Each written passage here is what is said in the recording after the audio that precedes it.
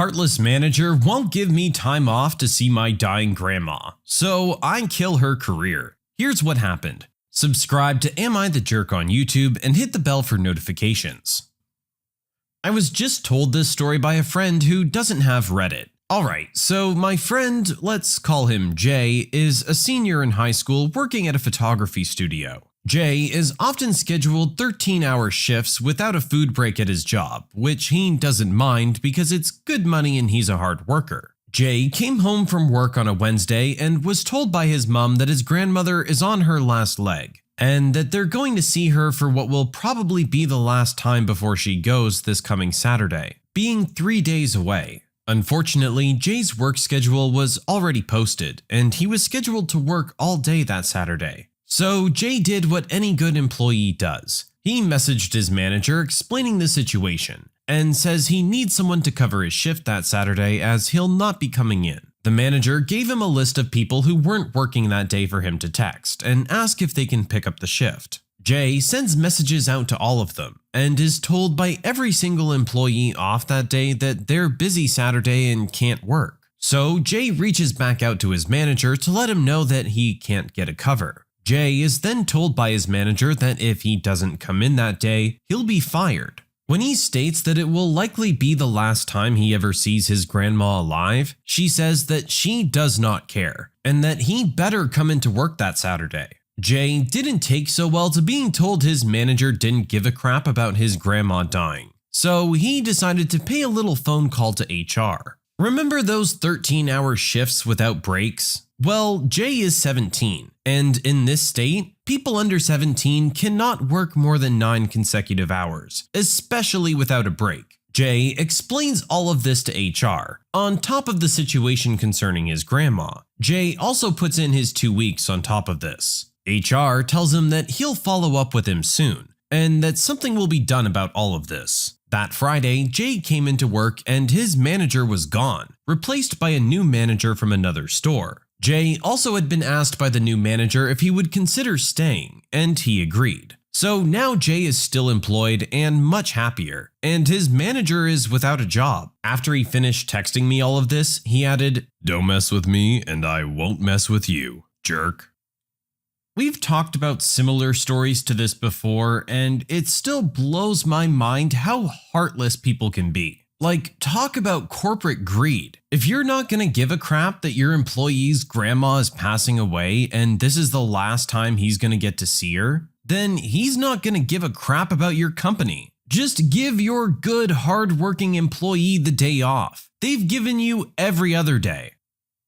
My entitled stepsister canceled the original booking for my wedding venue, so I made my father rebook at nearly triple the original cost. My stepsister impersonated me and canceled my wedding venue reservation. She's 18 and a jealous cow. I got the reservation for a steal because I booked really early. Well, now demand for wedding venues has skyrocketed. The venue is now asking nearly triple the original cost for the same date. They said they'll only honor the original reservation if I show proof that my stepsister committed fraud or identity theft in the form of a police report. My father has begged me not to involve the police, so I told him he'll need to cover the new cost then. All of it except my original deposit, because I'm very aggravated. He's going to be selling some property in order to do this. He's put down the additional deposit for the venue already though. I know he was not to blame, but he houses that witch, and by asking me not to report her for fraud, I can only assume he takes responsibility for her actions. Am I the jerk? I do feel guilty because my fiance and I are much more financially well off than my father. But I just feel like this is not my problem to fix. He did find an alternative venue that was pretty nice and wasn't as expensive, but I said it had to be the original venue. I'm just incredibly peeved. I don't really know where I fall on this one. I really don't like the move of you setting your father back so much because of something that his stepdaughter did. Without a doubt, it was a jerk move on her part, and it really sucks that the venue now wants nearly triple the original cost. I get where you're coming from, that it seems like your father's trying to defend her, but this is a whole other situation financially. As you said, you're much better off than him. You're setting him back years for something that you could potentially cover easily. I really don't think that's fair to him. You don't want to take my number off your website? That's fine, I'll just make your lives miserable. A few years ago, after changing jobs, I found myself in a new office with a new phone number. After some orientation, training, and other new hire stuff, I finally get to sit down and do the things. I get my voicemail and answering machine set up the email, and the phone rings. Good morning, Railroad Engineering. Yeah, when can I take the GED test? Sorry, wrong number. Click. Rings again. Seriously, when can I take the GED test? Like I said, wrong number. Bye. This went on for weeks. 15 to 20 calls a day. People screaming at me for not being the Adult Learning Center. One day, an epiphany. This isn't the Adult Learning Center? Nope. Do you know the number? Check Google. I did. This is the number on their website. Oh, really? A little Google foo of my own, and I dig up a few numbers and give them a call. They tell me that they don't maintain their website, and there's nothing they can do about it, and it's not their problem. I'm just gonna have to deal with it.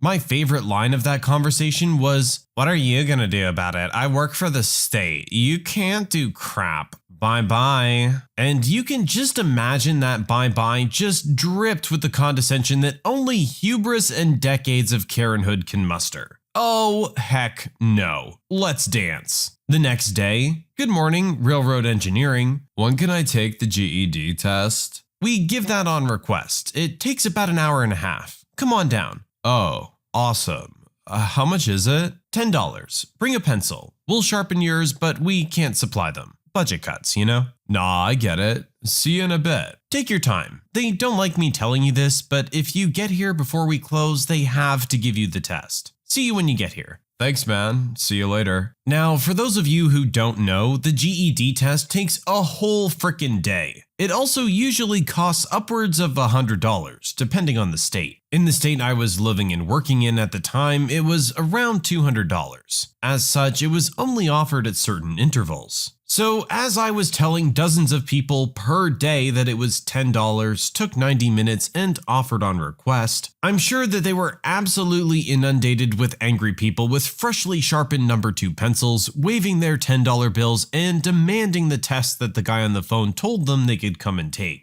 Every morning I checked the website to see if my phone number was still on there. I also took the liberty of crawling around and getting the phone numbers for some managers. I was happy to hand these out when people called back to complain that they hadn't been allowed to take the test. Head back down there and ask to speak to random director and tell them they called the number on the website and that this is what they were told. It took them about 6 more weeks to change the website. For some reason, all the managers' numbers disappeared from the website as well. I tried to play nice, jerks.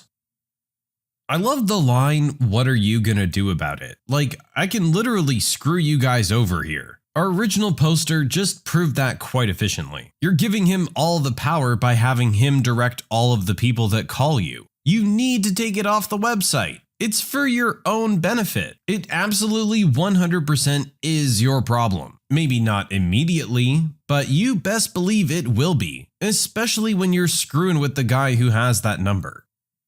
My boss accused me of reporting him, so I did. I worked for his small company for 6 weeks at the end of 2020. It was landscape architecture. He sacked me with no real explanation when I was off sick with COVID. I have undiagnosed, highly suspected ADHD, so I wasn't massively surprised as it affects my performance. But I was surprised by the timing and the fact that it was via email. I asked for more clarity. I was never rude to him. I just told him I wish he'd call me so I could get some feedback. He got really mad and proceeded to write a long list of my over-exaggerated and sometimes false shortcomings. For example, being too slow or being distracted, stuff he never mentioned at the time. He then said, "If you want to take legal action against me, let me know." I didn't. I left it and moved on. Fast forward to today. He just called my mobile from a private number asking how I was. I was taken aback, as we've had no communication since. He said, "Someone's put in a report I'm using unlicensed software. Was it you? Because I know we left on bad terms." I said, "I've no idea what you're talking about." He made it seem I was devastated he sacked me, and would have good reason to report him. No matter what I said, he was convinced it was me.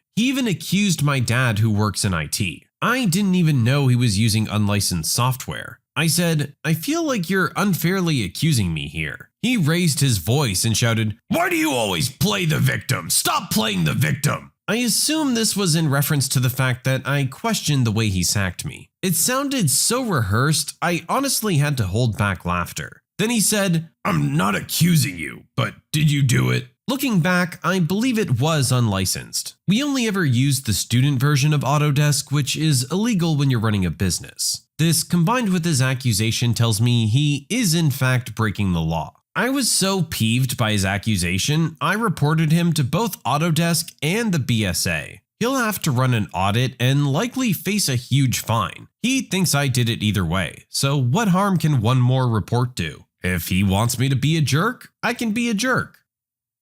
It's not being a jerk to report someone for breaking the law. This guy sounds like a little bit of a doofus, honestly. If you're running a successful company and you have everything going smoothly, pay for your software, this is a stupid thing to get caught on. It's a small fee that you make back multiple times over, and with it paid, you don't have to worry about situations like this. But even if you do think that our original poster reported you, why would you call and threaten them? They're just gonna report you again. You're not making your situation any better. My sister-in-law asked if she could stage her proposal at my wedding reception. I told her no. I felt like this was pretty obviously not a jerk move at the time, but now I'm having second thoughts. Am I the jerk for telling my soon-to-be sister no, she cannot stage her proposal at my wedding reception? My wedding is in 2 months, so there's still time to change my answer and compromise if I'm in the wrong. Last week, my soon-to-be in-laws took me, 22-year-old female, out to dinner with my fiancé Jim, 31-year-old male. We were talking about wedding plans when suddenly my sister-in-law and mother-in-law both say they have something important to discuss with me, and sort of giggle at each other like it's gonna be some exciting little gossip. I figured it had to do with the bachelorette party, so I got all excited too.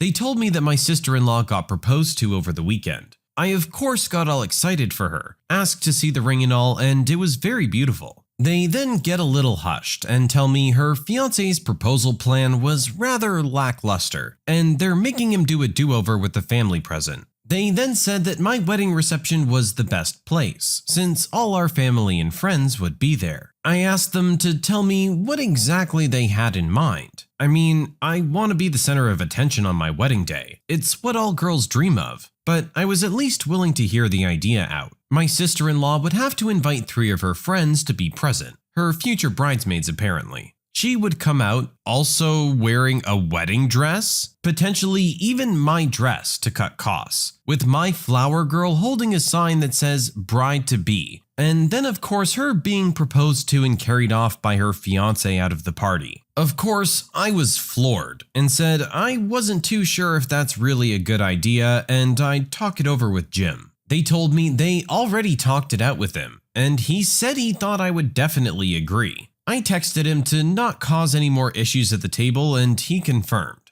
I said I would think about it, just to get out of the awkwardness and pressure for the rest of the evening. But once I sent a text once again clarifying no, I wouldn't be okay with that, they showed up at my house to argue that since they're paying for half the wedding, more like 30%, they deserve to have input on my wedding, which they have, but not for something like this. More like catering options. My fiancé has been trying to badger me into saying yes, saying it's selfish of me to not just give 25 to 30 minutes to his family. Anyways, with how my fiancé has been acting, of course nobody in his family has been on my side. I'm no contact with my family, so I have no idea if this is just a case of family picking sides, or if I'm truly in the wrong here. Am I being a self-centered jerk like they say?